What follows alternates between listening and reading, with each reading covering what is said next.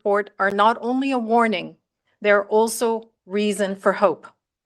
Drawing on evidence from more than 500,000 households interviews across crisis-affected countries, the report finds that financial barriers and conflict-related school closures account for nearly 80% of school withdrawals. This tells us something even more important. The primary barriers to education are not a lack of demand. Families want their children in school. The barriers are economic, structural, and political, not motivational. Children and families continue to believe in the transformative power of education. So today, we are calling on the international community to match the determination of children and families seeking education. We're calling on the international community to help us in 3 ways. Help us bring focus and attention to the children who are at greatest need, 74 million children in 20 countries. Help us raise $600 million to reach 10 million children in the most severely affected, crisis-affected countries. And help us spread the message of our campaign. Hope starts here. Hope starts with education. We're calling on the international community to join our campaign and to come together on November 5th here in Geneva to raise $600 million to reach 10 million children over the next 4 years. Colleagues, the evidence is clear. We know where the need is greatest. We know who's being left behind, and we increasingly know what works. The question is no longer whether we understand the challenge. The question is whether we will act at the scale required. Hope starts here where action is taken.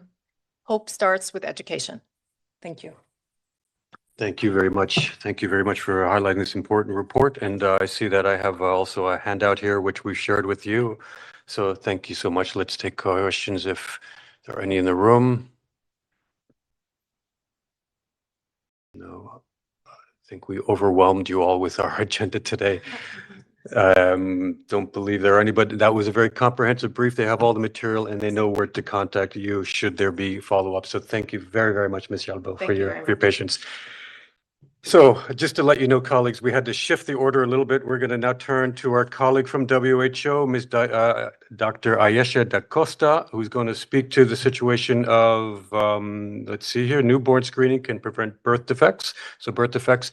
Afterwards, we'll go to the situation of Ebola. We have 3 briefers on Ebola, and yet we have a couple more briefings on Sudan and also an important announcement from FAO and WFP.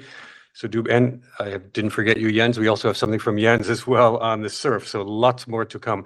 But over to you, Dr. Da Costa, and thank you very much for being here. Thank you. A baby may be born with some conditions that are going to affect this baby for the rest of its life if these are not picked up early and managed.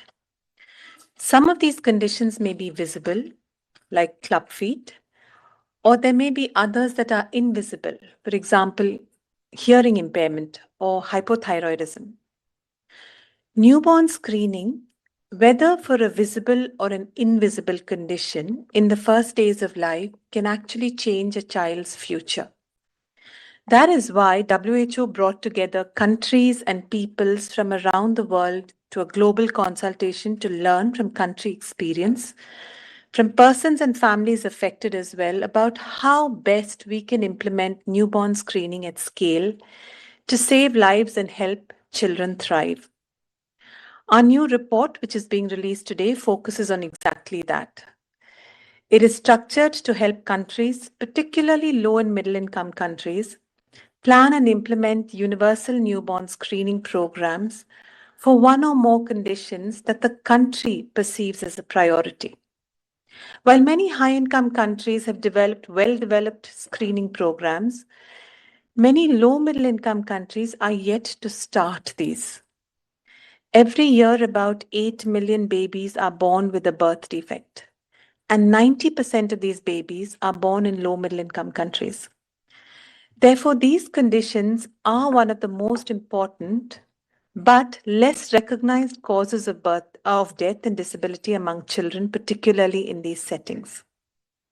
For decades now, low middle income countries have made remarkable progress in reducing death from infectious diseases. But as those deaths decline, another challenge starts to emerge. Birth defects are now accounting for a growing share of child deaths in many low middle income countries. In South Asia, the proportion of under 5 deaths linked to birth defects has risen from 3% to 11% since the year 2000. In sub-Saharan Africa, this figure has gone up fourfold. This tells us something important, that the next frontier in saving children's lives is newborn screening. That is, screening all newborns through examinations or tests to detect early conditions that children may be born with and ensure access to diagnostic and management pathways. Yet, for millions of babies born in settings that do not have access to newborn screening, these conditions remain undetected till late, often when irreversible damage has already occurred. That is why WHO is now calling on all countries to plan and implement newborn screening programs for one or more conditions in their national health systems, to ensure that every baby can be tested, diagnosed, and connected to care as early as possible. Countries are encouraged to prioritize at least one or more conditions based on their own country contexts. The new WHO report is grounded in the experience of countries that are already leading the way, particularly in low middle income settings. Through a WHO consultation, ministries of health from low middle income countries came together to share what is working, what challenges remain, and how newborn screening can be successfully integrated into routine health services. Persons affected and their families also participated to tell us how systems can work better for them. What emerged was a clear message. Progress is possible, even in resource-constrained settings, when screening is linked to diagnosis, treatment, referral systems, and long-term care. Because newborn screening is more than just a test or an examination. It is an opportunity to detect a serious condition before symptoms appear, an opportunity to prevent disability, and in some cases, an opportunity to save a child's life. Countries are already proving what is possible. In the Philippines, newborn screening now reaches almost every baby in the country.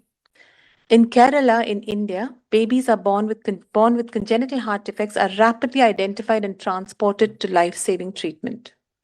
In Uganda, newborn screening is helping infants with sickle cell disease access care before complications start to develop. The lesson is clear. Newborn screening is one of the best investments a country can make in the future of its children. Because every child deserves the chance not just to survive, but also to thrive. And where a child is born should never determine whether a treatable condition is detected in time. Thank you all.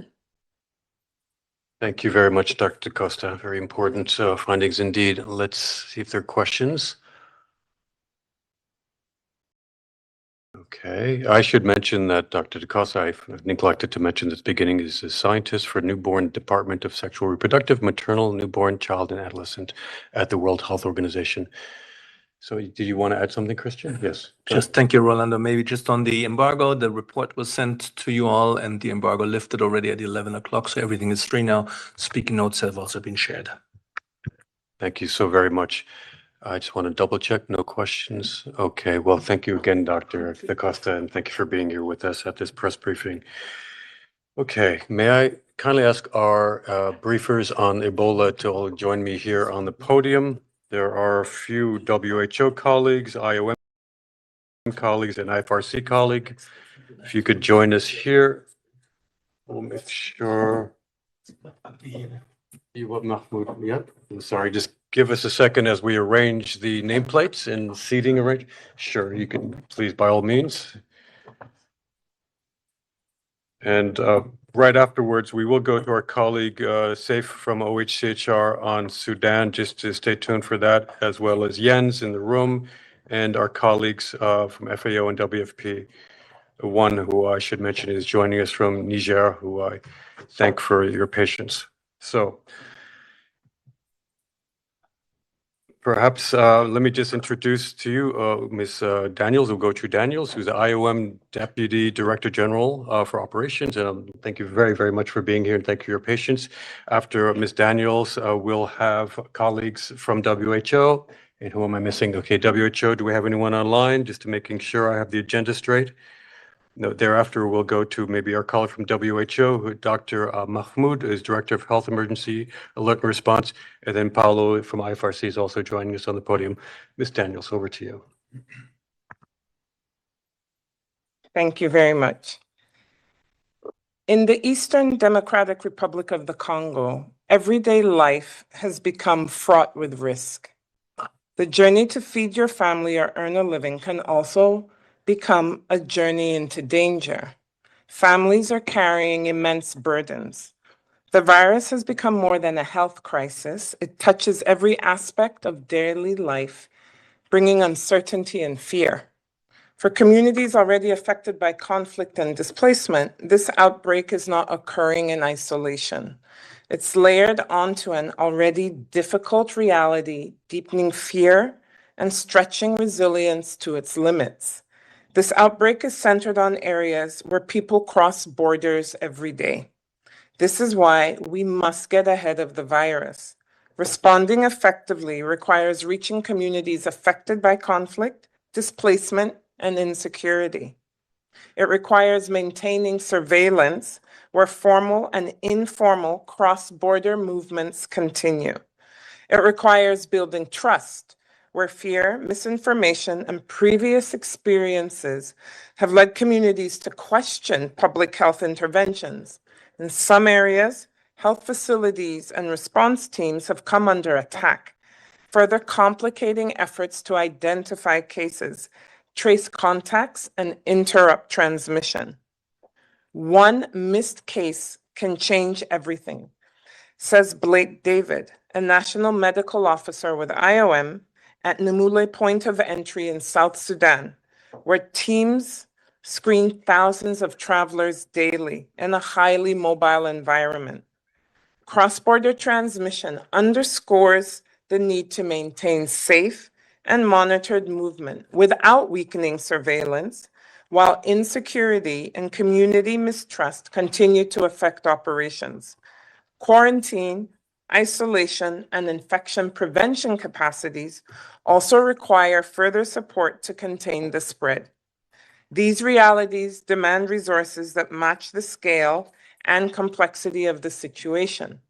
Today, IOM, the UN Migration Agency, is launching a multi-country preparedness and response plan seeking $55.8 million to support coordinated action across 11 countries over the next 6 months. To date, more than $20 million has been received, leaving a current funding gap of approximately $35 million.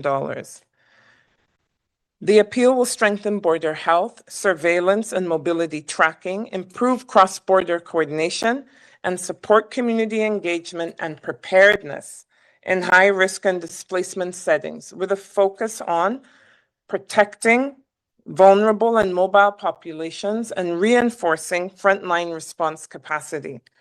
Since the start of the response, we have screened over 1 million travelers at key points of entry and along major mobility corridors. Our teams are mapping where populations move, supporting governments to strengthen surveillance systems, and working directly with communities to ensure that information reaches people in ways that are credible, timely, and actionable. This work is being carried out alongside partners, including national authorities, the Africa Centers for Disease Control and Prevention, WHO, and others. The alignment between regional leadership and operational response is one of our strongest assets and remains essential to preventing further spread. The funding requested today reflects what is required to sustain and expand these efforts across the region. This appeal reflects the scale of the challenge ahead. Communities need protection, countries at risk need support, and preparedness efforts must keep pace with the movement of people across the region. The consequences of underinvestment are clear. When funding falls short, diseases are detected later, surveillance systems weaken, community outreach is disrupted, and preparedness gaps grow, allowing outbreaks to spread faster than the response. What is needed in order for us to get ahead of the outbreak is a collective commitment to ensure that the effort is now fully resourced. I thank you. Thank you very much, Ms. Daniels, for those important messages. We're going to move now to Dr. Abdi Rahman Mahamoud, Director, Health Emergency Alert and Response at WHO. Over to you. Thank you so much, and good morning. I returned on Friday from 1 month in the Democratic Republic of Congo, working alongside IFRC, IOM, WHO, and partners under the government leadership-led response. I was based in Bunia with missions to neighboring health zones, Nizi, Yakunde, Rawambara, and Bunia's several areas, including the large IDP camp that was just highlighted. Over 900,000 internal displaced population live in Ituri. And I'd like to reiterate again the point raised by IOM, how important it is to reach this vulnerable population. I will give an overview of the epidemic, the challenges, and how the response is advancing. Since I last briefed you on 9th June from Bunia, the outbreak continued to expand. As reported by the Minister of Health, as of yesterday, there are 1,048 confirmed cases reported, of which 267 deaths. This is the largest number of confirmed cases in the first month of an Ebola disease outbreak in Africa. It took 78 days to reach 250 deaths during the 2014 and 2016 West Africa outbreak. In the previous outbreak, 2018-19, it took 130 days, but before this outbreak, it only took 37 days, just portraying the scale, the scope, and the intensity of transmission. Coming back for the media, the 1,000, although it's not an epidemiological number, but it just shows the level of surveillance. For this outbreak, it took 32 days to reach the sad number of 1,000 cases. In the previous outbreak, it was 229 days, and the large West Africa Ebola outbreak, it was 116 days. The days are not important. What is important is we need to scale up, and this outbreak is moving faster than as we can. Each health zone I visited and each area within the health zones has a different dynamics, from internal displaced population to communities that doesn't trust the response to areas that we need to do more and more in security, inaccessibility. So the trends are changing and areas are increasing. We haven't had any cases in South Kivu for over 3 weeks.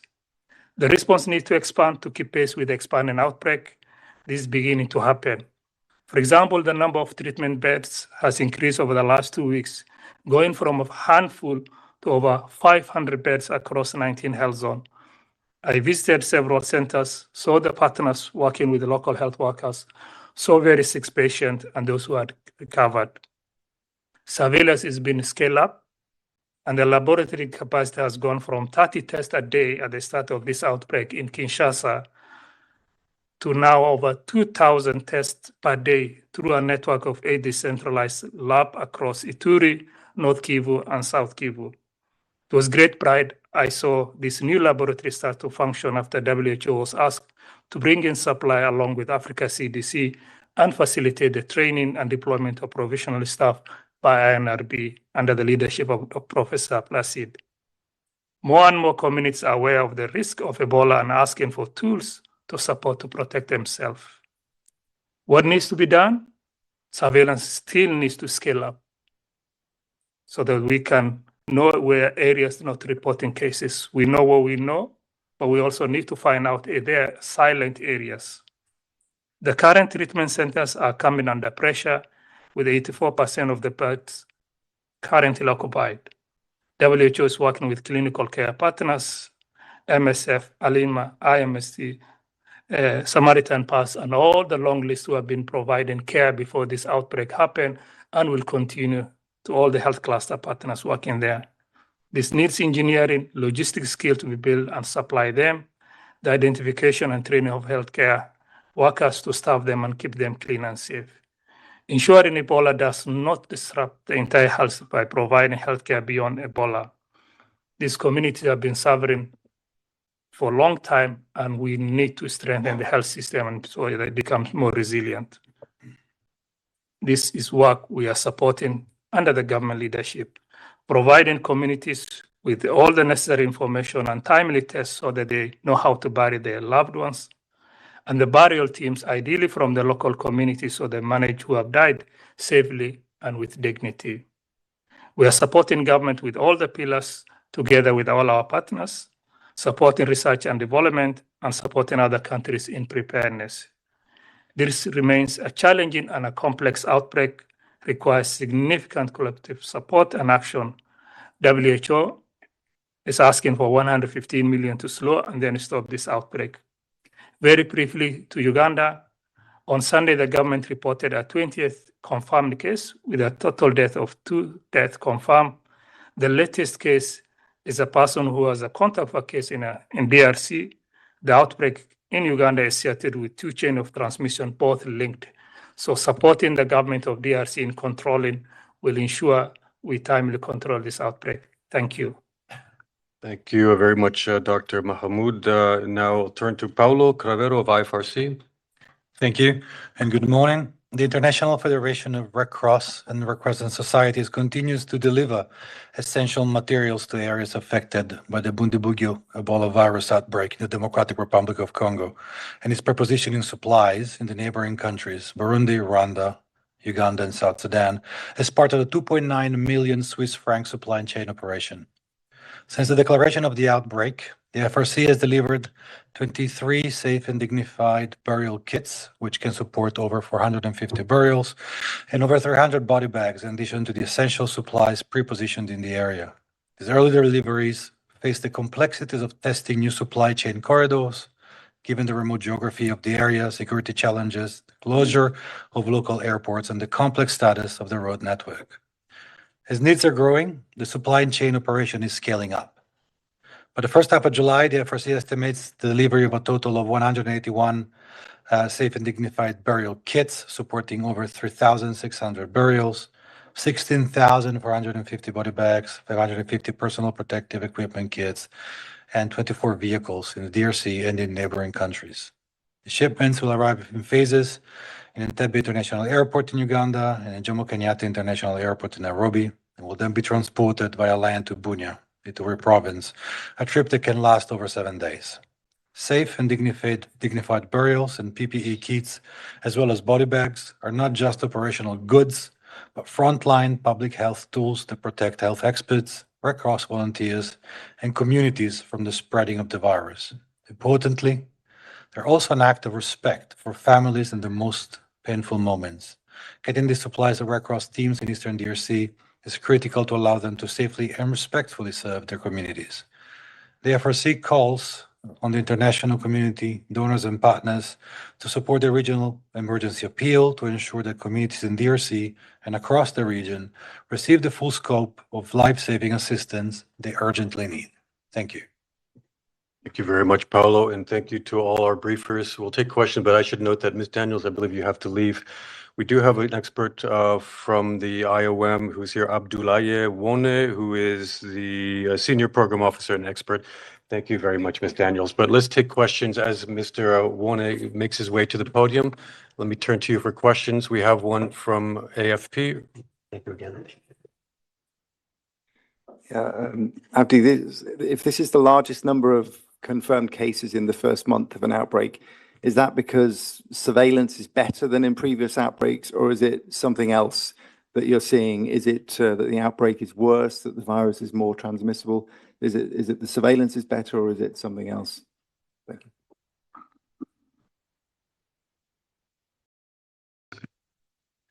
you. Thanks. I think you answered your question. It includes all and above. One, it's where it's happening right now. It's happening in a large city, Bunia, and the greater Bunia area is large population. Previous outbreak also started in rural areas before they expanded. So Mongwalu is 80 kilometers from Bunia and is intimately connected. So the population is one, And as I mentioned, the surveillance has incredibly improved. Still, we're behind the virus in a lot of areas, but a combination of a strong surveillance that was ramped up in the last few weeks, high population movement, high population density, and we don't know yet, is this virus different from another? Studies are going on, but I think a combination of a decentralized lab, strengthened surveillance, and a highly densely populated area compared to previous outbreak, which started in rural areas before they reached large cities.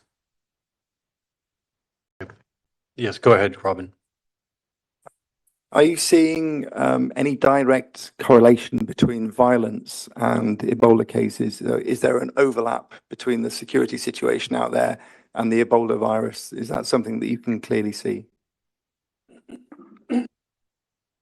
I think I will return to our IFRC colleagues who have been, if they can take, because several safe and dignified burials have been attacked and the impact it's having, if you can take that.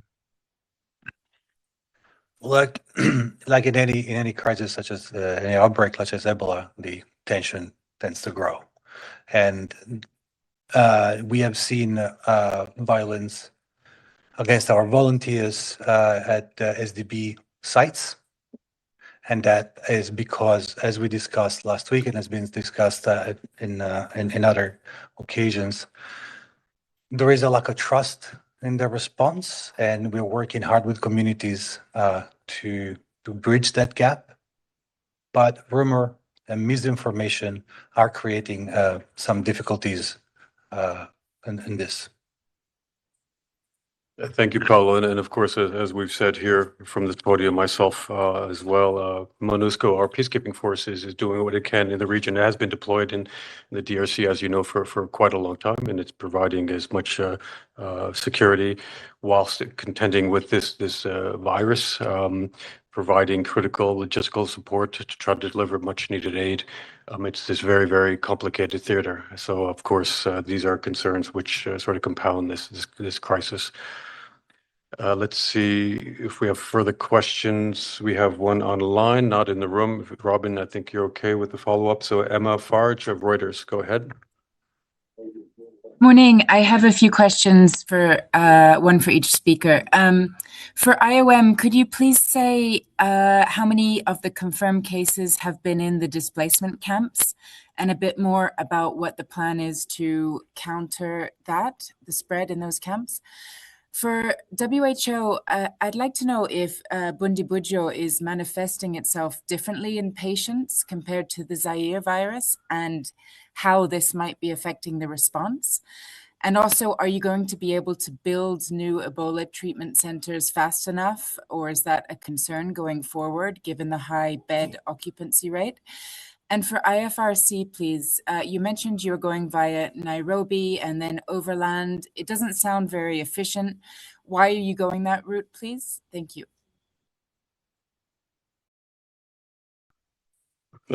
Thank you very much. Dr. Abdoulaye, I'm also coming directly from Bunia, where I was deployed for 3 weeks. I was very much pleased to share the same flight with Dr. Mohammed. Yes, when it's come to the IDP settlement, you know, in Ituri, which is the epicenter of the outbreak, we have more than 100 IDP settlement. Even in normal situation, before the outbreak, they were facing overcrowding because most of the IDP settlement are informal, and then they are facing access to wash, sanitation, basic health services. Now you know that people are living in this IDP settlement, but they are moving also for work, for trade, for looking for food, etc. It has been noticed that very soon that we have more than 25 cases which have been confirmed, unfortunately, within the IDP settlement, specifically in Nizi Health Zone and also in Bunia. And among these, we have 14 deaths, unfortunately.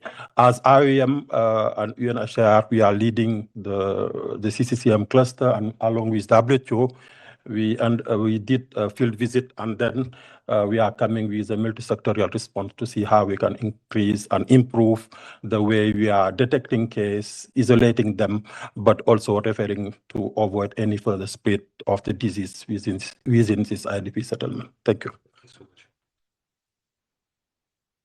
Thanks. In terms of the clinical presentation, we haven't seen any major difference from like another filovirus, whether it's Bundibugyo, Ebola Zaire, or Ebola or Marburg. Currently, the dry symptoms are non-specific, so it is the early detection and early referral. We see more time from the case onset, the population state in the community that increase the community transmission. From a clinical presentation, we have not seen any major difference, but that data has been analyzed, and hopefully we will hear more from the clinical partners and what they're seeing. But the initial, from a surveillance perspective, we haven't seen any major change. To your second question about building capacity, I want to recognize all the partners now doing the construction is being built and increased and being decentralized, but strengthen all aspects, not only the building more beds, but also increasing the community trust, and so that they can refer cases early and then getting the result early. So it's an integrated approach, and I a little bit late. The agenda for this briefing is rather long, so I just appeal to all of you to keep remarks somewhat succinct. But we're going to stay on the subject of climate and heat wave. Very pleased to have with us here Mary Friel, who's the IFRC Senior Officer for Climate Policy here in Geneva. So, Mary, over to you. Good morning, and thank you for the space and for joining us. Here in Geneva, we are all feeling the heat. But the reality is, for thousands of people across Europe, extreme temperatures without action can quickly become a matter of life and death. That is why IFRC is urging people to take this heat wave seriously and to look out for those most at risk to save lives.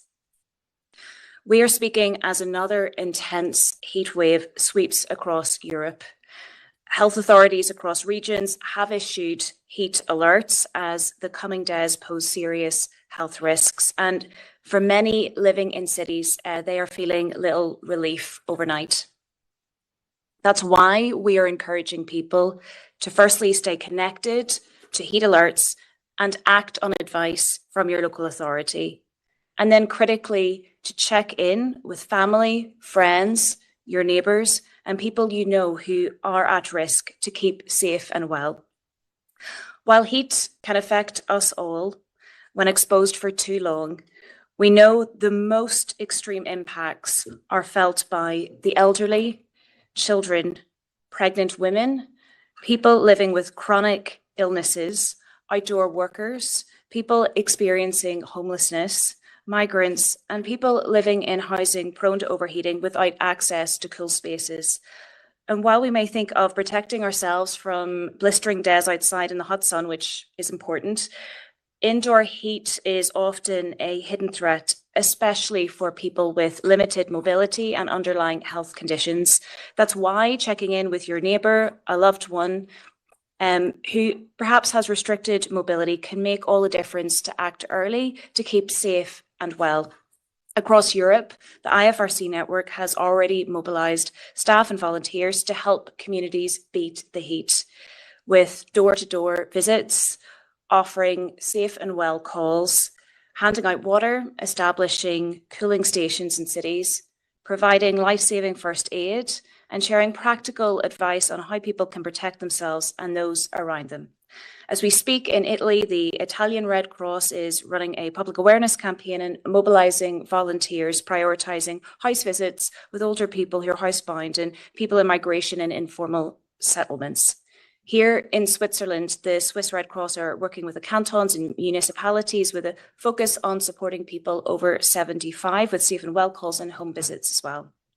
Whilst in Spain, the Spanish Red Cross are sharing simple actions that save lives, supporting cooling centres and providing welfare calls. And last year alone, the Spanish Red Cross reached over 62,000 people, primarily those over 65, through welfare calls and home visits during extreme heat. These examples demonstrate an important point. Early action saves lives, and we encourage everyone to act. Looking ahead and beyond the current heatwave, climate change continues to drive more frequent, longer, and more intense heat. And this is becoming one of the defining humanitarian challenges of our time. Extreme heat is a major public health and humanitarian risk, which need people, places, and partnerships to work together to protect the most vulnerable and to make our cities and homes more resilient to rising temperatures. The IFRC network stands ready to support governments and communities before, during, and after extreme heat events. And our volunteers are trusted members of the community they serve, reaching those who may otherwise remain isolated. Our message today is straightforward. Extreme heat is predictable. We know who is most at risk, and we know what works to protect them. So with preparedness, community action, and sustained investment, many heat-related illnesses and deaths can be prevented. Thank you. Thank you very much, Ms. Friel. We have questions for our colleague from IFRC. Yes, Robin, AFP. Thank you. The things that your Red Cross societies are doing across Europe, these door-to-door calls and cooling stations, etc. Is that, are you using an existing old playbook, or are you seeing a new situation now that you're having to adapt to? So is this, that's what I'm asking, is this old, an old format, or are you seeing something new here? Thank you.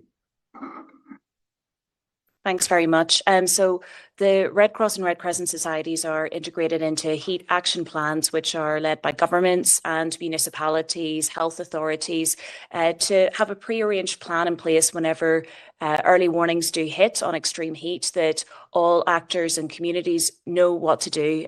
So we are acting within those heat action plans. I would say that everyone has a role, though, to play, and particularly for groups that are vulnerable. Public health messaging is available for all through local public health authorities, but really knowing which groups are most vulnerable and need an extra support is critical in this time. That's where the Red Cross and Red Crescent national societies focus on, particularly groups who may be isolated, who may not have family or friend support. And so to make sure that people are keeping hydrated, keeping well, and if there are any signs of heat stress, that action can be taken. This is deadly. It's often a silent killer, invisible, and heat is extremely, extremely serious for those with underlying health conditions that we had outlined. So we're working within that existing plan. As heat continues to rise and the length of heat waves extend, then the risk rises. So we would just urge people to continue to act, and even in the day or two after heat wave ends, to continue to check in with neighbours and friends is also a critical time. Thank you for your question. Thank you very much.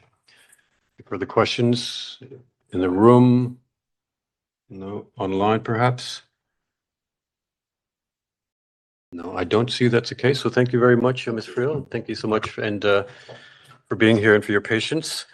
Moving right along, sorry. We have, who's joined me on the podium, very pleased to introduce you to Piero Tommaso Peri, who's FAO's acting representative in the Syrian Arab Republic, who's visiting Geneva, who's based in Damascus, but he has some announcements on FAO's priorities in Syria. Over to you. Thank you.